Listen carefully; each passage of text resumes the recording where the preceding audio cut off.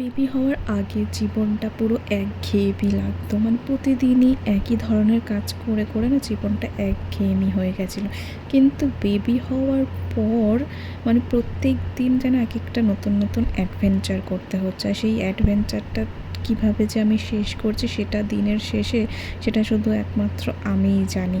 তো এখানে আমার হাজব্যান্ডের জন্য রান্না বান্না শুরু করে দিয়েছি, কারণ সে অফিসে যাবে। তো এখানে আমি এই ভাতটা ঠান্ডা হতে দিই, যে ভাতটা আমার হাজব্যান্ড অফিসে নিয়ে যাবে।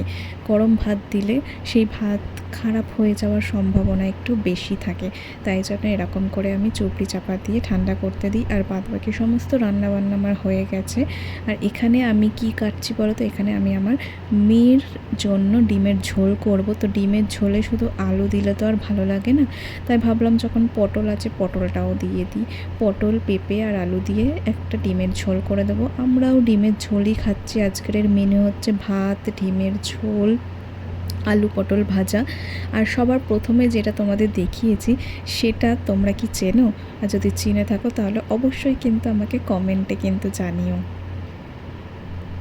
আমিও এখন তার নামটা আমি ভুলে গেছি, কিন্তু আমি না কোনো দিন যখন বাপের বাড়ি থাকতাম কোনো দিনও ওটা খাইও নি আর দেখিও নি, কিন্তু শ্বশুর বাড়ি এসে আমি অনেক কিছু খাওয়া শিখে গেছি বলতে পারো। আর এখানে আমি একটু রসুনও দিচ্ছি, রসুনটাকে ছাড়িয়ে নিয়ে এটা ভালো করে ধুয়ে নিয়ে আমার মেয়ের জন্য রান্না করবো। আর আমার মেয়ের মাঝে মাঝে আমি ঘি দিই, মাঝে মাঝে আমি অল্প করে সর্ষের তেল দিই। তো ওই অল্প করে সর্ষের তেলে আমি ডিমটাকে ভালো করে নুন হলুদ দিয়ে একটু ভেজে নিই। ভেজে নেওয়ার পর তারপর আবার যে সমস্ত সবজি আছে সেই সবজিগুলোকে দিয়ে দিই। আর আমি একটা কাঁচা লঙ্কা দিই, সেই কারণ কাঁচা লঙ্কা টেস্ট হয়, কিন্তু আমার মেয়ে বেশি ঝাল খেতে চায় না, তাই কাঁচা লঙ্কা না ফেটে গেলে অনেকটা ঝাল হয়ে যায়, তাই আমি গোটা কাঁচা লঙ্কাই দিই, আমি কাঁচা লঙ্কা ভেঙে দিই না। তো এখানে একটু রসুনটাকে আমি দেখতে পাচ্ছি এটা ছুলে নিচ্ছি। আমি এতে না পেঁয়াজ দিইনি, পেঁয়াজ আদা দিইনি। আর সামান্য একটু হলুদ, নুন আর সামান্য একটু গরম মশলা দিয়ে ভালো করে নেড়ে টেড়ে জল ঢেলে দিই। আর এটা কিন্তু খুবই টেস্ট হয়। মাঝে মাঝে না আমি একটু শিলনোড়ায় গোটা জিরে, গোটা ধনে বেটে দিতাম, কিন্তু এখন জানি না কেন এখন শরীরটা এত ক্লান্ত লাগে, মানে শর্টকাটে কাজ সেরে দিতে ইচ্ছা করে, তাই জন্য পেঁয়াজও কাটতে ইচ্ছা করছিল না, তাই জন্য শর্টকাটে টমেটো, কাঁচা লঙ্কা দিয়ে করে দিয়েছি। কিন্তু ডিমের ঝোলটা খুব টেস্টি হয়েছে, বুঝেছো? রান্না করতে গেলে তো আশেপাশে সব কিছু ছড়ানো ছেটানো থাকবে, তো সেগুলোই আমি ভালো করে গুছিয়ে নিচ্ছি, সমস্ত সব কিছু জায়গায় রেখে দিয়ে এখানে আমি চলে এসেছি। কালকের মাংসের তরকারি ছিল, সেই মাংসের ঝোল দিয়ে আমি একটু মুড়ি খাবো, কারণ মাংসের ঝোল দিয়ে মুড়ি খেতে ভালোই লাগে। আর একটু চা না, দিনে দুবার চা না খেলে না একদম ভাল লাগে না, তাই আমি আমার টিফিনটা করে নিচ্ছি।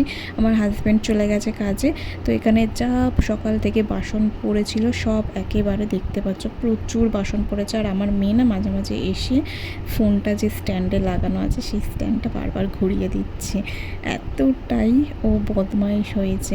তো এখানে আমি ভালো করে সমস্ত বাসন মেজে নিচ্ছি। আর সকালবেলা থেকে টিফিন খাওয়া পর্যন্ত দেখতে পাচ্ছ কতটা বাসন পড়ে, প্রায় 2টো কড়া আর প্রচুর বাসন পড়ে।